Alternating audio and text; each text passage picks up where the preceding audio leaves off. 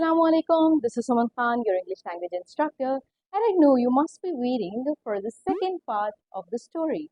So, without any further delay, let's get straight into it. She feels somebody is walking on the roof. After a while, the sound stops. It completely disappears. And as soon as she takes a sigh of relief, the door knocks. And she feels terrified that who is knocking at the door? This was the question that she had in her mind. So she starts walking cockily. She takes few steps slowly. As soon as she was about to reach the door knocks again. And this time it is so much forcefully done that she fumbles and opens the door at once. Guess, any guesses who's there? There's a milkman. There's a lumpish man. That's of course the fatty man is a milkman. He gives her 1 liter milk and says the order was placed by the name of Mr. David. She says, sorry, who? He says, Mr. David. She says, this is not the house of Mr. David. This is the house of Mr. Waters, my father. But he insists that the order was placed by Mr. David.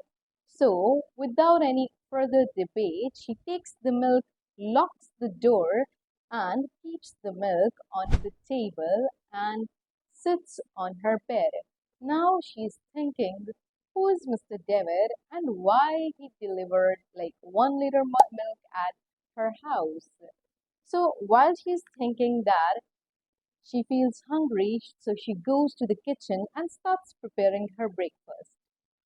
So while she's preparing her breakfast, the telephone bell rings.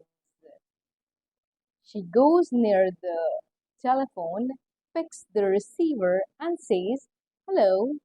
The man on the other side says, hello, I'm from Telephone Exchange, and your telephone has been, and your connection has been reconnected or rebuilt by the repeated requests of Mr. David.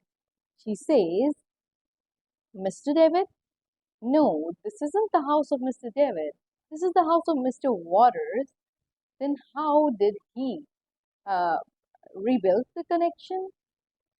So the other person tells her that yes, the request was made by Mr. David and he is unaware of any further information.